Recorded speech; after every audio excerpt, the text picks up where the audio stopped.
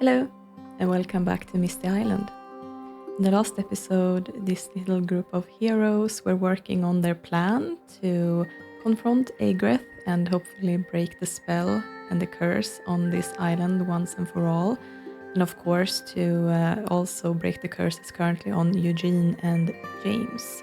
And Audrey and Krudius came up with the brilliant plan to raid Agreth's stock, her storage. So Audrey will lead them to that place up at the fortress on the top of the mountain.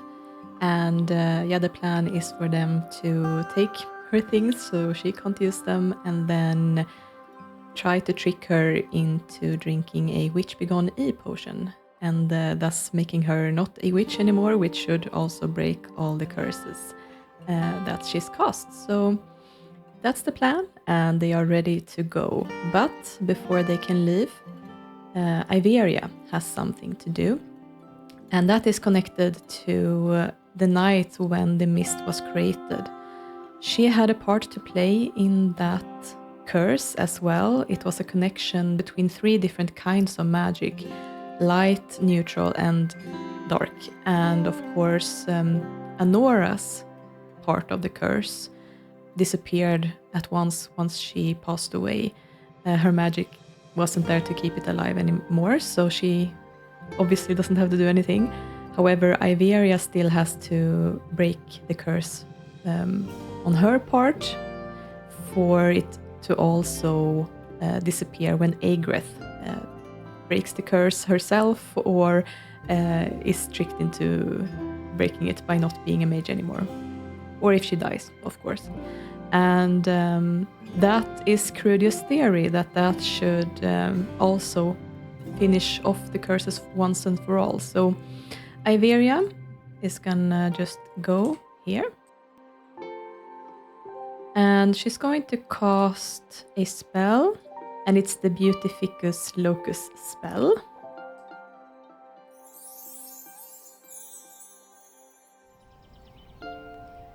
So warm rays of light is shining down on the house and on them, and they're feeling a sense of hope. Butterflies are gathering in front of them, and for a short moment it felt like things were back to normal. But of course, that is not to be, because the mist is still all around them. That was just a short moment of respite, but it is filling them with a sense of hope. And that's something that they will need now, and of course a lot of courage. So they're ready to go, but before they leave, Iveria is also going to walk up to Krudius and sort of take him aside. And she's going to tell him that she knows that things will get difficult up there, and that he has been thinking about several ways to resolve this issue, but that she is not only thinking about the consequences of taking a life for Agreth's sake, also for Krudius' own sake, that Iveria really doesn't want him to take a life and corrupt his own magic as a result of it and become a dark warlock. She doesn't want that for him, and Krudius says that if something has to be done, of course I will do it, but Iveria is insisting that, please, for my sake, if for nothing else, try everything that you can before you do that as a last resort. Please promise me that. And Krudius swears to Iveria that, of course, he will do everything that he can to find another solution. And with those words, with that agreement, the group is going to hike up the mountain and make their way up to the fortress. So the 4 of them have finally made their way up to the fortress. It's taking them the better part of the day, because of course they wanted to sneak up here and not risk Agreth seeing them if they were using the broomsticks. So they've been walking through the forest and they've arrived. And they are taking their first look at the fortress for the first time. They can see this really big, imposing building sitting here at the edge of the cliff, overlooking the rest of the island out here. They can see all the way down to the docks, if in between the waves of mist, of course. Even up here, there is mist. And Audrey is gonna have to stick to her word. She's gonna guide them to the storage and the back way into the house. So she's gonna start walking down here. And the others are gonna follow. They're coming up to a back door as promised. So Audrey is gonna lead them in here. And they walk into a dimly lit cellar with some strange objects stocked here on the side. And Audrey is telling them to walk in through this door here. They come into a very well-stocked storage room, as promised. Roger is gonna stay outside and keep watch. He's not comfortable around reagents or anything magical, so he's just gonna stay there and keep watch while the others stuff their pockets full. So, of course, Krudius is gonna walk up to this, and we have a shelf here that Iveria is interested in, and even Audrey is going to go up here and collect some things.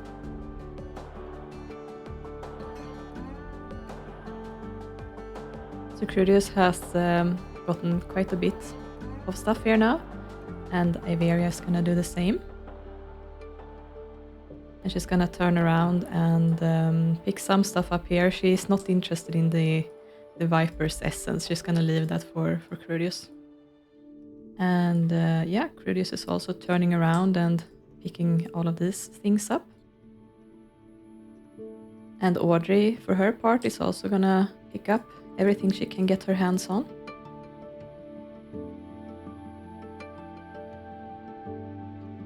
And Krudius is gonna finish by walking up to this shelf here and grabbing the last of the Viper's essence. Alright, and with that, all of Agreth's storage is cleared out. She has no reserve left, as far as they know. So they're gonna head out here again. And Audrey's gonna guide them this way. And as Iveria is coming up to this door, she can see a faint, familiar blue glow coming out from under the door. So she's going to ask Audrey what's behind that door. And Audrey is telling her that, oh, I hate that room. That's where my grandma used to keep me when she wanted to teach me something. I really, really hated it in there. So Iveria is asking, well, what did she have you do when she locked you in there? And Audrey tells her that she tried to make me turn into a witch. She had me study magic. There's a spell book in a cauldron in there and I hate it. And so Iveria strongly suspects what she will find in here as she walks through the door. And sure enough, when she comes into the room, she can see her own familiar cauldron and spell book stocked in here. And this is apparently doubling as a prison cell as well. So this is where her stuff has gone. It's not destroyed after all, it's just been stolen. So she doesn't have the opportunity to bring it with her now, of course, but now she knows where it is at least. That's a good thing. So she walks out again and announces to the other that all her stuff are in there and yeah, she'll collect it later. And yeah, Audrey is going to lead them up the staircase. And Audrey is going to look into this potted plant here. And she takes out a key. And with that key, she's going to unlock this door and lead all of them into the room. So they're all coming inside and they're finding Walter sitting here. And it's with horror that they all realize that technically Audrey was both right and wrong. He's not buried in the ground, but he's certainly not alive. He has been turned into a zombie, and that also sheds light on what Audrey said, that he was sick. And Walter is going to stand up, and he approaches Krudius. And he says, not very much to look at, am I? And Krudius asks him, what happened to you? And Walter painstakingly gets out that he died when the lightning hit, the same thing that killed both his daughter and her husband, and that Aigreth couldn't let things lie, and that she turned her wand on his dead body and brought him back. But of course, maybe she didn't know exactly what that dark curse would do. She was horrified when she realized what she had done to him, and that was probably what prevented her from doing the same thing to her daughter Anora as well. So Walter has been kept here, a prisoner in his wife's old home, and he's been living a cursed life, basically. He's not happy with his existence, and being a zombie, of course, he's immortal now. There's no sign of relief that's coming for him, and even before all this, he tried to stop Aigreth, tried to help his family, even if that failed. And if Krudius and the others are gonna try something again, he's gonna do what he can to help them. And Krudius tells him that, well, our plan is to somehow make her drink a potion to remove her magic. Is there anything that you know that she would normally drink here? Something that we could spike? And Walter tells them that there's a nectar bar in the big room. If you just continue into the dining hall, Audrey will know where it is. And they thank him and asks if he wants to come with them. But he tells them that Aigreth has forgotten to feed him again, and that he wouldn't recommend it. He might turn on them in blind hunger if they bring him with, so they better lock him back into his room before they leave. Iveria is going to walk up to Krudius as well, and she's gonna tearfully tell him that, are you sure there's nothing we could do to help this poor man? But Krudius tells her that there's no cure for zombieism. He's doomed to a cursed life, and the only thing that can help him now is if he finds his end. So with that, realizing that there's nothing she can do, Iveria hurries out of the room to get away from this, and the others follow. And Roger is gonna walk up to the door. Audrey kept the key in the lock, so he's gonna lock the door again, and he's gonna pocket the key. So Audrey is going to keep guiding them into this room here, and they find a study of some sort. There's some really dark spell books here, some creepy ingredients. We have some glass jars full of scorpions and spiders, those kinds of things. And there's also a scrying table with what looks like some sort of fortune-telling deck of cards as well. So, seems like Aigreth has quite a few cards up her sleeves. Well, they're gonna continue, and Audrey is gonna guide them then into the great dining hall.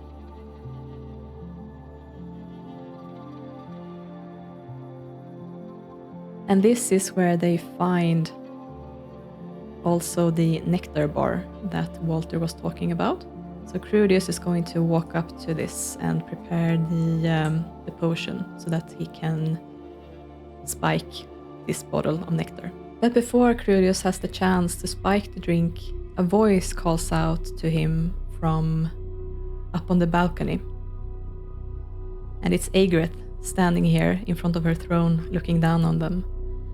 And she asks Krudius, "Are you thirsty?" So Krudius is gonna turn around.